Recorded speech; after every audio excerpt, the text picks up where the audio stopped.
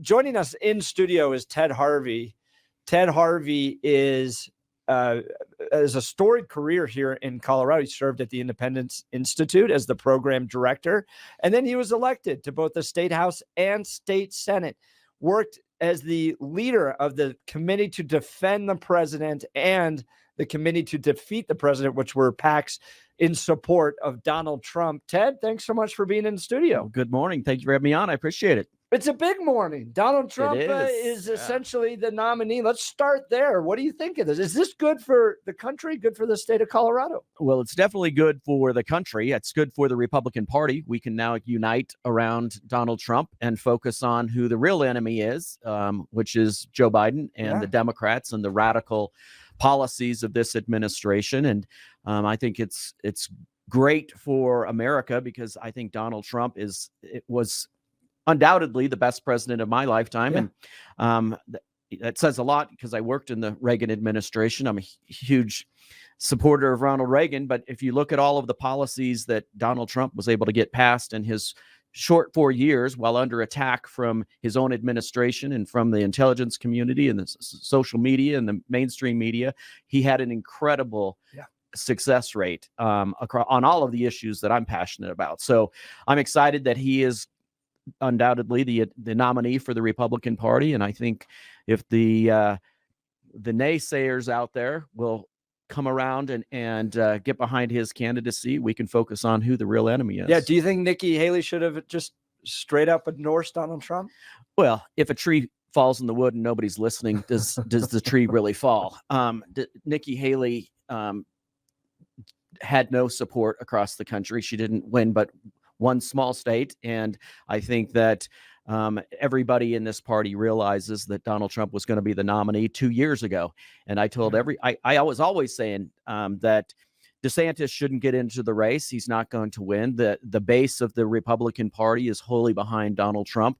And it was a mistake for DeSantis or anybody else to get into the race. It was going to hurt their own legacy because I think DeSantis is one of the best governors in the country, if not the best governor in the country. And I was disappointed when he got in, and same thing with Nikki Haley. We're talking with Ted Harvey. He's running for Congress. You want to join Donald Trump in Washington, D.C. as a representative for Congressional District 4. Very competitive primary. Why are you the best guy to send to Washington, D.C. to represent the people of CD4? Well, I think you just have to look at my record. I spent 13 years in the Colorado legislature fighting for the conservative values that this district has believed in forever. And I looked at the candidates that were running, many of them very good friends of mine, good people, but none of them are as conservative as I would want them to be. None of them have a record on the principles that my family and I believe in.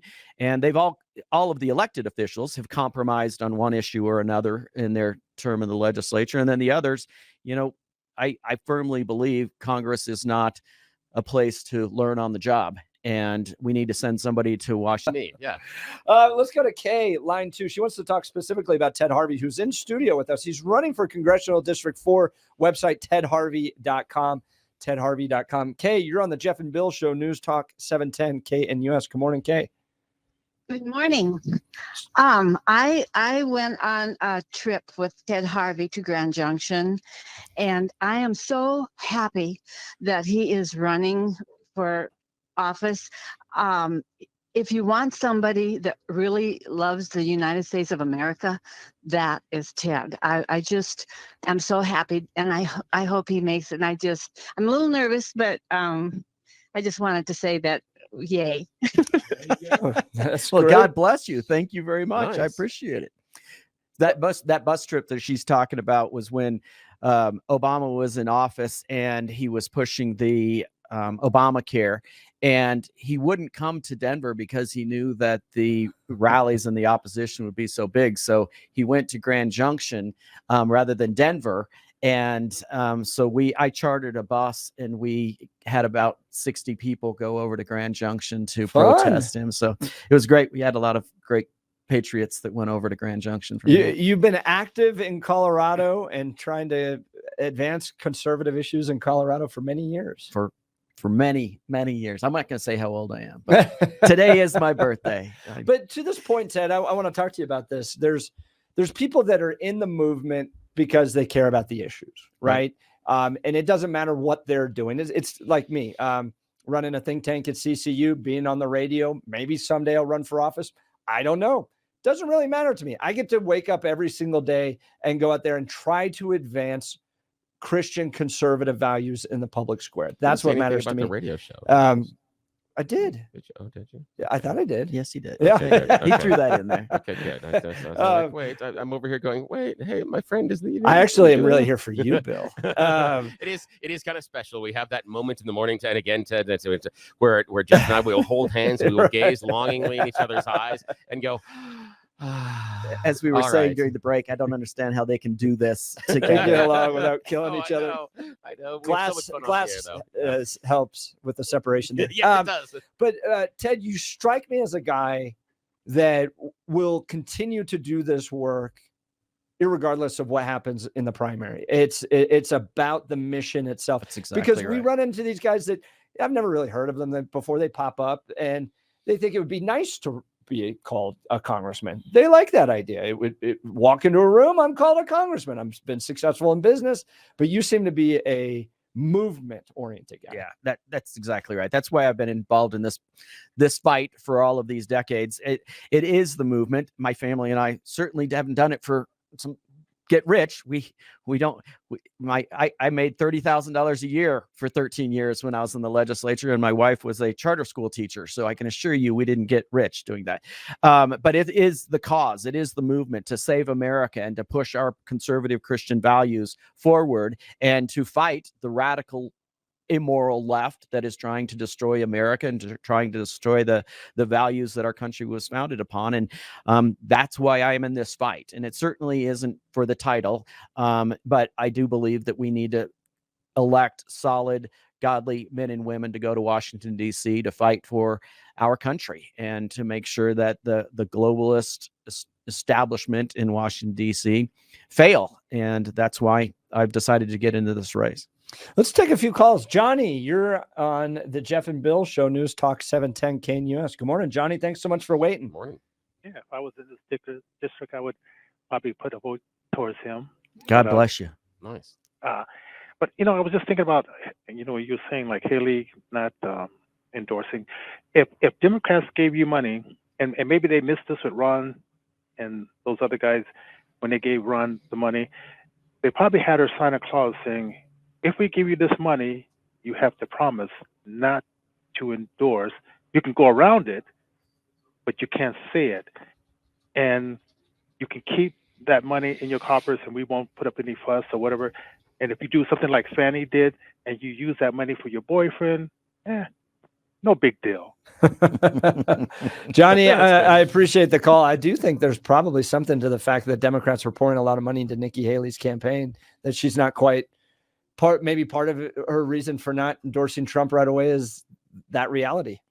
Well, I don't know if it's Democrats, but I definitely think it is the establishment class that wants to be able to control the politicians in Washington, D.C., and they certainly don't have control of Donald Trump, and that's what frustrates them is typically both in the House and the Senate, Republicans and Democrats, and in the White House, the establishment has control of Washington, D.C. and all of the politicians there. And everybody knows Donald Trump is not going to be owned by anybody. We got a good question here from a text messenger. I've written about this. Douglas County's changed. When Romney ran, it was a bank for us. So we knew we could run up a lot of votes and Romney was going to win by 20 points in Douglas County. So we focused all of our attention on Jeffco and Arapahoe. Heidi Ganahl barely won. It was a 20-point swing in Douglas County. 20-point swing. Is a lot of the development that's taking place in Douglas County resulting in a demographic change for that county?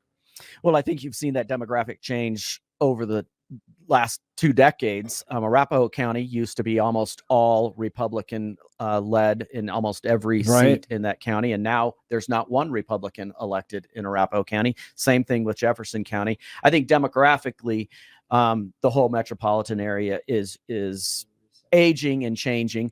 But I think Douglas County specifically is going to be one of the last holdouts to change, because we have a conservative school board, we have conservative county commissioners, we have conservative folks that are going to be fighting and putting common sense conservative principles forward that will attract conservatives to come to Douglas County. Just like in Boulder, you have lefty policies up there, and people that are lefty want to live in Boulder.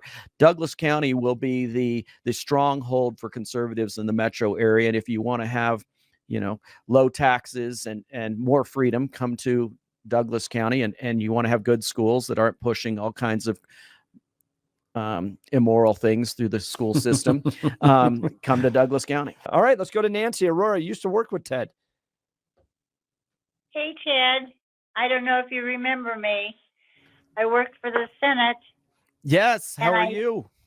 I'm fine. Is your birthday today? It is. No, seriously, wait. He didn't tell us that? Okay, wait, hang on, Nancy. Okay, since you did this. All right, Jeff, you know what we're doing here? Oh, okay? no. On the We're going air. to lose all of our listeners. No, wait, I don't care. They'll come back later. Nancy, you got to help us out here. We are going to sing on the air to Ted, because we're going to embarrass him, God. and we're going to embarrass each other, because that's what we're going to do here. Are you ready, Thanks, Nancy? Are you ready? I'm ready. Okay, 1, 2, 3. Happy birthday to you. Happy birthday to you. Happy birthday, dear Ted Harvey. Happy birthday to you. Oh, that was awful. That was great. That Thank you so was much. horrible. There are you, Nancy. dogs that are whining right now I all appreciate it. across the Thank you, city thank of you, thank Denver. you. Oh, Thank that's you, great. Nancy. Well, I just want to wish you well, Ted, in your run for Congress. Thank you. I'm reading a really good book right now called Blood Money by Peter. Yes. If you get a chance, read it. Yep. That is the Biden family and many folks in Washington, D.C. And that's why I'm going, is to clean up the mess in Washington, D.C. and fight back for our conservative, godly values. Joining us in studio, Ted Harvey's running for Congressional District 4. You can learn all about him at tedharvey.com. tedharvey.com. Thanks so much for being a wonderful friend of the show. Yeah, Wish you the very best. We'll have all of these clips of all the interviews we're doing for all the candidates on the 710 KNUS YouTube channel, as well as my YouTube channel, Jeff Hunt, Colorado, so you can be informed and make the right decision about who to send to Congress. Jeff and Bill, weekday mornings from 6 to 10 on News Talk 710 KNUS.